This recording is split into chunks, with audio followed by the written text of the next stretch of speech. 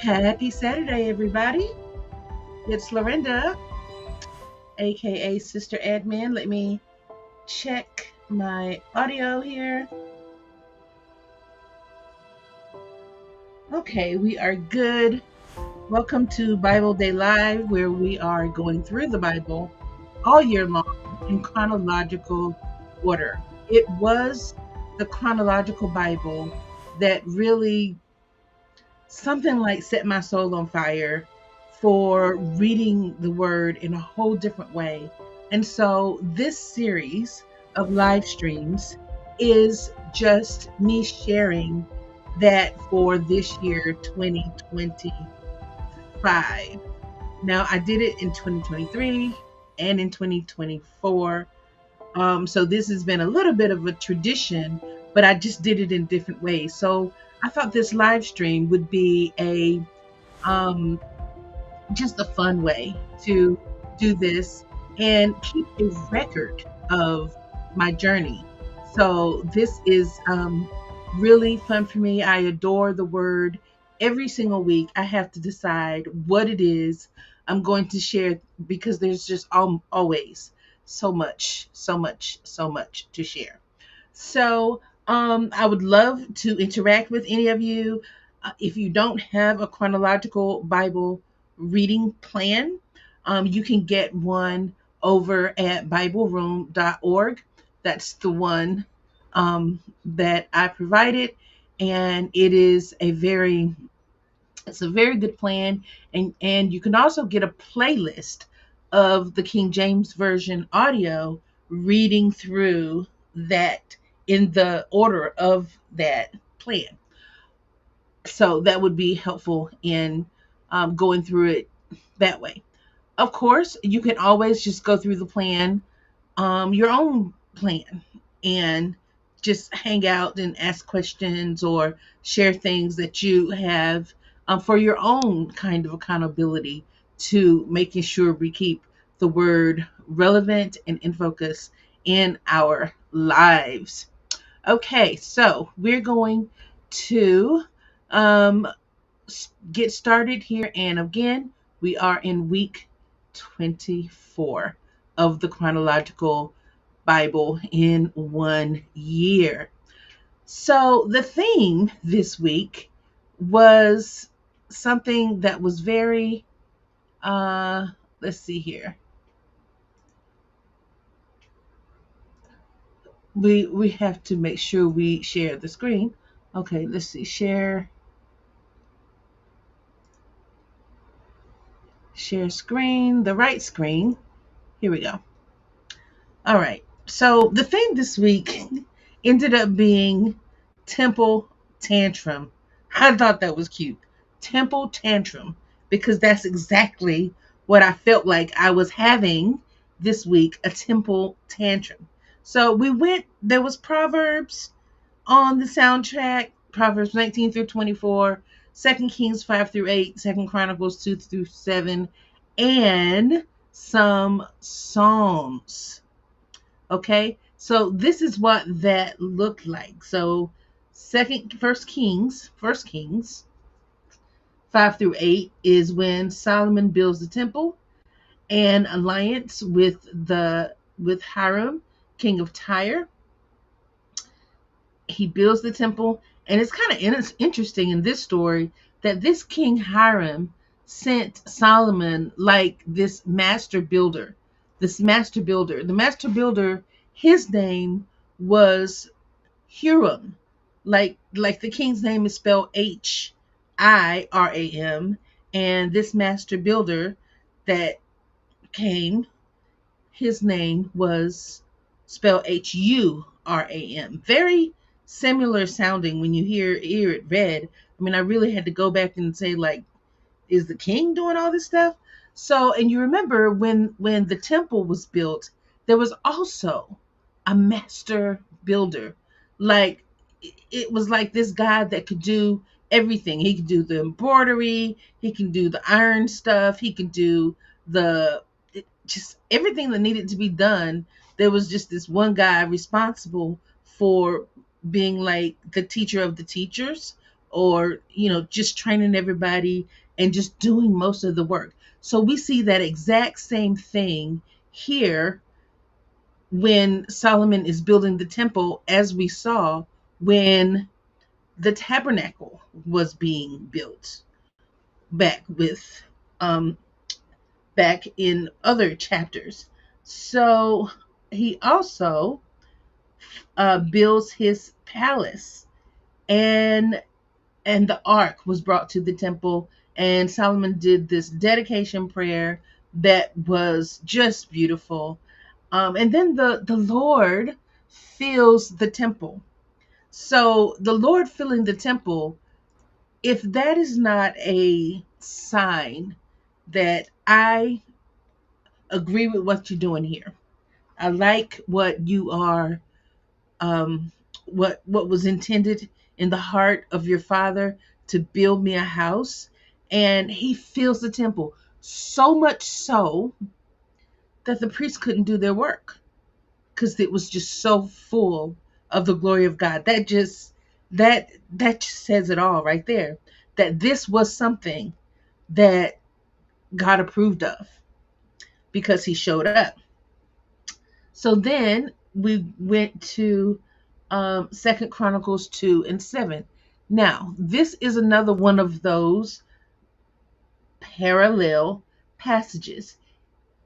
1 Kings 5 and 8 tells the same exact story as 2 Chronicles 2 and 7. Now, we know from our big timeline that Chronicles was written after they were even returned from exile. So this Chronicles here is actually looking back, a memory of this. And of course, the King's version of the story was probably a chronicler, looking back as well.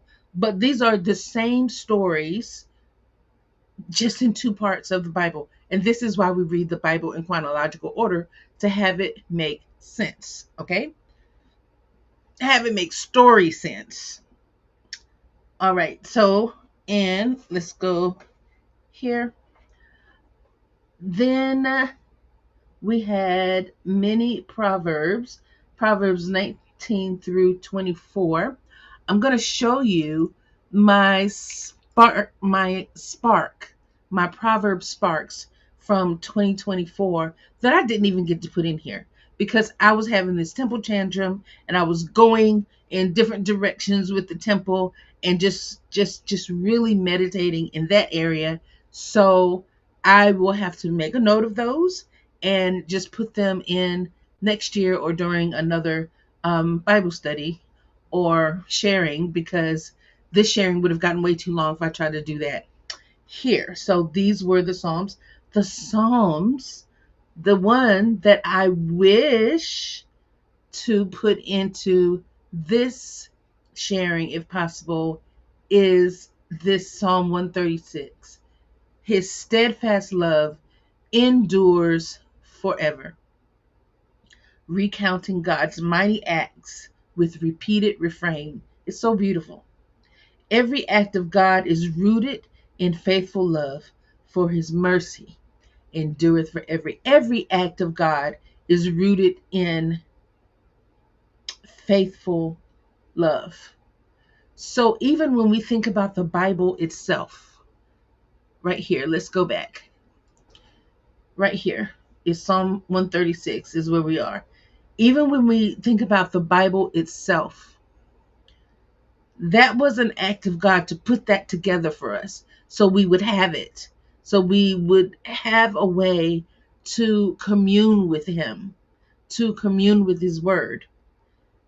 Even that we should think about as an act of faithful love. And it just really, it just really gets to me when I think about the word of God that way, because that's exactly what it has been for me. A place that I can go that I know was created just for us, just for me to be able to get into the place where I can commune with the Father. Okay, so that is the soundtrack for this week.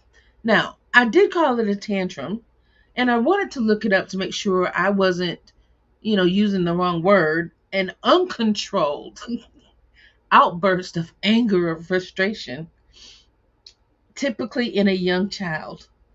Well, that almost sums it up. And I probably could have used a better word, but to use this definition, I probably would change that word frustration, to fascination. So it would be an uncontrolled outburst of fascination. That would really be what kind of happened here. So here we go with the temple. I decided to ask, I should have changed this line here, son of King of Beersheba. That's not what that should say. That should say, I probably should have just taken that off. But this slide is called We the Temple. And I asked ChatGPT and Perplexity, which are two AI services, I asked them, what evidence can you find that the floor plan of the temple that King Solomon built in Israel mirrors the way the human heart, mind, and soul work and interact with each other? And then I told it that any sources were okay, and I will review all sources and find, including scholarly, theological, mystical, all the sources, all the interpretations, in whether it was based in biblical text or historical analysis or metaphorical, anything at all.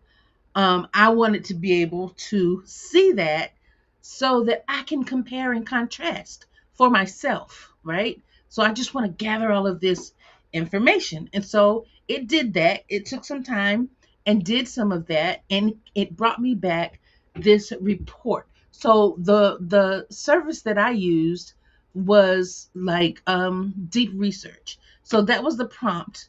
Well, that was the prompt that I gave it that was on the last screen. And then it came back with these two documents. I haven't even read these documents yet, right? Because I got so, this morning, I really put these together. So I'm very excited to go over these documents here. And just to look at the first paragraph of them, just me the first time here doing it with you, the Temple of Solomon as a symbol of human spiritual anatomy. Now, where I got this idea from was a preacher's wife who wrote this book about how the temple, the layout of it, mirrored our feelings and emotions and our inner selves. And I thought that was fascinating, right? So this says the architectural design of Solomon's temple has been interpreted across religious and mystical traditions as a symbolic representation of human spiritual anatomy. Whew. Now, human spiritual anatomy. Now, wouldn't understanding something about that as it pertains to the word, wouldn't that make a difference in how we interact with ourselves? You know, these days it's all about influencers, but our biggest influencer is ourselves, our mind, and how we feel. So if we can get to the point where we really understand how we work, and that can help us help ourselves, right? So this is going to be really great to dig into. And this one I found sort of interesting. Okay. The secrets of Solomon Temple discover the hidden truth that lies at the heart of Freemasonry. So this is this group saying they've got all the answers. Anytime any group says that they have all the answers, no, I'm sure you don't. Otherwise, we would all know that and we would all be the same. There would be no divisions or denominations and all of that if everything you say is the truth. There's nothing that meets that criteria at all except the word. So Freemasonry, I thought that was interesting. Okay. So temple sections as a symbol of the human person. Now, this is coming from a New Testament point of view. The outer court, and we're going to see some pictures of the temple. The outer court represents the body, 1 Corinthians 6:19 and 20. The holy place represents the soul and the mind, 1 Peter 2 and 5, Ephesians 2:21. And the Holy of Holies represents the Spirit, God's presence, Him in us, my Lord. 1 Corinthians 3:16, John 2:21. Now, isn't that going to be fascinating? Yeah, this is good. All of this. Need to follow up on every bit of this. Okay. Now, this was ChatGPT trying to draw out what it looked like, the outer court, the Spirit, God's presence, the Holy of Holies. It didn't do a very good job, but I put it in here so I know what it did, because, to hear the tech heads talk about it, that, AI is getting smarter than smart. So we're going to try and do this when they say it's gotten smarter and see if this has gotten any better, because that's ugly. But I know what it was trying to say. So I got this one from Faith Life, that Logos Bible study software. Whew, I love that software. So this is one that was the tabernacle. Okay, this was the layout of the tabernacle, a representation of the tabernacle. This was back way before Solomon, when they were still out roaming around in the wilderness with Moses. And this is the one that they would have to, tear down and set back up whenever they moved around, because the Lord was leading them. Remember, from with the pillar of fire and a cloud, and they were going through the wilderness for those 40 years. Whenever they did that, the Levites were assigned to take down everything from the tabernacle, pack it all up, and move it. And so this was a very portable thing. Okay, this was very, very portable. This was the tabernacle. Now, this is a rendition of Solomon's temple. Solomon's temple. Okay, we still have the holy place, the lavers and basins, inner court, outer court, and the porch. Okay, another picture. This is how it's like a cutaway of it. And the Holy of Holies is back here, number 1. And the cherubim, you can see there'll be a closer up picture of that. And number 5 right here is the altar of incense. And number 8 right here is the priest rooms and storage, which went all the way around the temple. Now, this little drawing up here was to compare the temple to a football field, to an American football field. And you see it was maybe 2/3 of the size of a football field. And then there was an even closer view, and you can see here the Holy of Holies, the veil. Remember when Jesus was on the cross and he said it is finished, and the curtain tore in the temple, the veil, this tore, that separating veil was removed. Altar of incense, table of showbread, lampstand, and the priest's room and storage.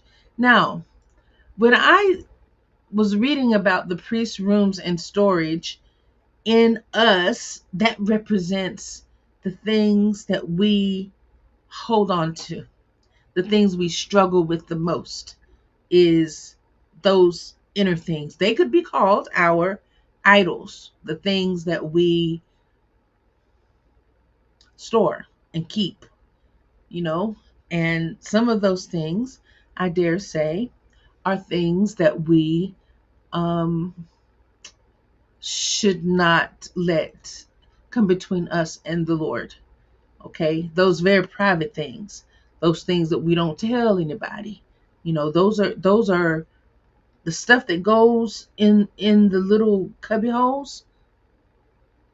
The priest stuff, that's his private stuff. You can't mess with his stuff. We all got stuff. The Bible says everybody's sin and come short of the glory of God. So that is what came to mind when I saw all these little rooms for storage and priest rooms. Now, of course, there was a lot of stuff that had to be stored because people were always bringing gifts and things for the temple. I mean, this was an everyday thing that was going on. So of course there was storage, things that had to be kept around because the temple was something that went on day after day. They had, 2 sacrifices a day, and the priests that were coming and going, on duty and off duty, and they had to wear certain clothes, and you had to have somewhere to put their clothes, their street clothes, when they changed into their priest clothes, and all of that. So I could see how, with all of those, what was it, something like 24 courses of priests that would come and go. So did all of these guys have, somewhere to put their stuff? So anyway, and it was 3 levels. 3 levels. So let's go back and let's think about these 3 levels. So I imagine it wasn't a basement. So this outer court here must have been the first level. And then this level here where these things are on. And then this upper thing here. That must have been the 3 levels. Okay. So let's see if we can play this Logos video, and I wanted to show you that the big picture timeline here, we are still here before the exile in this bubble here that says David, but now Solomon is king. And later on, we will see that there are two temples. That when this temple is destroyed, Solomon's temple, during the exile, when this temple is destroyed, later on, Herod is going to build a temple, and this was something else I got from the logo software that was showing how comparing it. I thought that was really great. Now, this is what it looks like if you go to BibleRoom.org and actually get the soundtrack links. It goes to YouTube, and YouTube, there you will find an audio version of the King James Version of the Bible, going through the chronological Bible reading plan. And this is what it looks like. Now, this is a project I did about 2 years ago, that I put the audio of the King James Version on on this on this channel here. It's called the um, 5 day Bible channel. I don't know why I put it on a separate channel. I should have just put it on my regular sister admin channel. But sometimes how a message can be um, perceived differently if it's from a particular person. I just really wanted to share the word with people in this chronological Bible fashion. So, it just wasn't about me. But anyway, that's what that would be. Psalm 136 is the one that I am just so on repeat a little bit. So for this week, anyway. This Spark log right here, this is the one I was saying. It says as of 6/14/25, but that's just because there's a formula in there that's just pulling today's date. But I got through some of the Proverbs here for last week, but we're just going to put a plug in there. And I am on record now saying that is something we're going to do for the next time we go through the Bible. So now what I'm going to do is I am going to attempt, where's my mouse?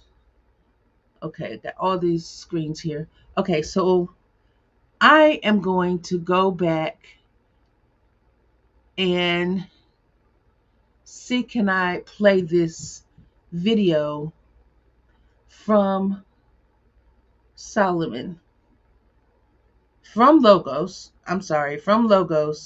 about King Solomon. Okay, so what I think I need to do, here it is, what I think I need to do, and we will end with this. What I think I need to do is hit change the screen share, and this will be how we end for this week. Let's see. Okay, there we go.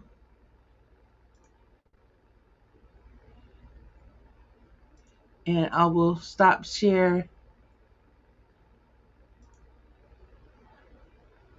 I don't know how to do this.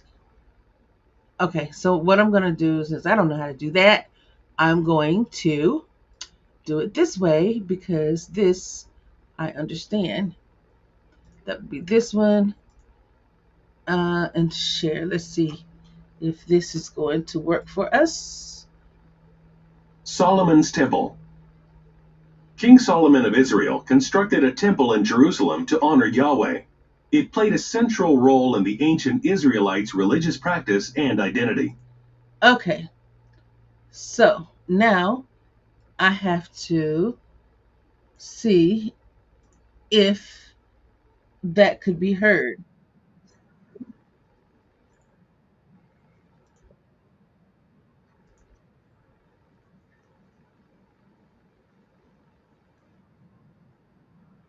Okay, let's see. Hold on.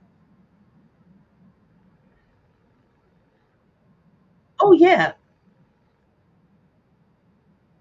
it did work. Okay, so we're going to try it yet again. Here we go, and God bless you. This temple served several functions. Solomon's Temple. King Solomon of Israel constructed a temple in Jerusalem to honor Yahweh. It played a central role in the ancient Israelites' religious practice and Uh, am I sharing the right stuff here? Let's see. Let us see. Okay, let's put me back on the screen, and then let's stop the screen share and go back here, and right here also share audio right there. And so that would be this one. I don't know why it's doing that. Well, here we go. I just want to share this screen right here. Share screen. It's a really good video. Evidently, somebody doesn't want me to share it, but I'm going to share it anyway. I don't care if it takes a little while for me to do that. Okay, here we go. We're just going to play it. I don't know. And identity. This temple served several functions. Solomon's Temple. King Solomon of Israel constructed a temple in Jerusalem to honor Yahweh. It played a central role in the ancient Israelites' religious practice and identity. This temple served several functions. To symbolize God's presence among the Israelites, to unify the Israelite tribes, both religiously and politically, to legitimize Solomon's kingship as the Davidic ruler, since it was David who wanted to build the temple initially, to provide a place for worship. The Psalms of Ascent represent the joy of faith as expressed in Psalm 122. I was glad when they said to me, "Let us go to the house of the Lord." History of Solomon's Temple. According to 1 Kings chapter 6, King Solomon built the temple in the fourth year of his reign, about 964 BC. The construction took 7.5 years. The temple was built on the site of the threshing floor that David, Solomon's father, had purchased. The chronicler connected this site with Mount Moriah. In addition, through the use of the term Moriah, the chronicler connected the site to Abraham's near sacrifice of his son Isaac. The author of 2 Chronicles also notes that the Temple Mount is the same location where Yahweh appeared to David. Solomon's Temple in the divided kingdom. After Solomon built the temple, God promised that his kingship would endure forever if he remained obedient. God warned that disaster would fall on all Israel if Solomon was disobedient. God would remove his presence from the temple and destroy it. The house I have consecrated for my name I will cast out of my sight, and this house will become a heap of ruins. In his old age, Solomon did disobey and turned away his heart after other gods. Consequently, the united monarchy was divided both politically and religiously after Solomon's death. Israelite king Jeroboam set up altars and golden calves in Dan and Bethel rather than in Jerusalem. Some kings of Judah did what was right in the eyes of the Lord, but others, particularly Manasseh, set up altars to Baal and built altars in the temple. Manasseh's son Amon continued serving idols. Josiah repaired and restored the temple during his reign, but his son and future successors did what was evil in the sight of the Lord. Destruction of Solomon's Temple. Based on biblical accounts, the temple stood for nearly 380 years. During the reign of Jehoiakim, king of Judah, the Babylonians captured Jerusalem, took Jehoiakim prisoner, and placed his uncle, Mattaniah, also called Zedekiah, on the throne. When Zedekiah rebelled against Babylon, they attacked Judah. Nebuchadnezzar's chief guard destroyed the temple in 587-586 BC. The Babylonian army broke the bronze items within the temple and took them and other temple furnishings to Babylon. Scripture does not record what happened to the Ark of the Covenant, but it was likely destroyed in this attack. Description of the temple. 2 Chronicles and 1 Kings give us parallel accounts of the exterior and interior of Solomon's temple. The layout of the temple signifies gradations of holiness that culminated in the inner sanctuary, the Holy of Holies, or most holy place. The courtyard reflected elements of creation and the Garden of Eden. It contained a large bronze water basin, supported by 12 bronze oxen, held water for priests to wash in, but the water itself likely represented the sea or the life-giving water of the Garden of Eden. 10 bronze stands, half on the north side of the temple and half on the south, were decorated with carved cherubim, lions, palm trees, and wreaths. Each stand held a water basin for washing the animal parts used in burnt offerings. The bronze altar was probably near the entrance of the temple, or it may have been placed in the northeast corner opposite the bronze sea basin. The temple proper. The Bible records the internal dimensions of the temple as 60 cubits long, 20 cubits wide, and 30 cubits high. The rectangular style was similar to the ancient temples of Syria. The temple's exterior was constructed of uncut stone, since the Israelites were forbidden to build altars from cut stone. The entrance to the temple was on the east side, and the length of the building ran east to west.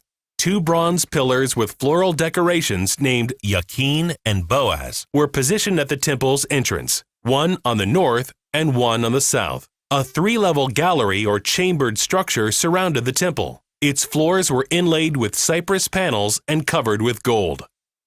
The Holy Place. The inner temple included the Holy Place, which was 40 cubits long. It was separated from the vestibule by 2 folding wooden doors, overlaid with gold and decorated with carvings of cherubim, and open flowers to represent Eden, and with palm trees for those who remained faithful to following the Lord into old age. The holy place contained the golden altar of incense, the golden table for the bread of the presence, and 10 golden lampstands, with half located on the north side and half on the south side. The most holy place. The Holy of Holies, or most holy place, was the center of the gradations of holiness within the temple structure, and did not have windows. The darkness of the dwelling place of the Lord represented the utmost sanctity of the most holy place. Doors of olive wood carved with cherubim, palm trees, and open flowers, and overlaid with gold, separated the most holy place from the holy place. 2 massive olive wood cherubim overlaid with gold stood on either side of the Ark of the Covenant. God's presence enters the temple. When construction was finished, the Israelites carried the Ark of the Covenant into the inner sanctuary using long poles. The glory cloud of the Lord then filled the house of the Lord, signifying the completion of the temple and the presence of God and His blessing.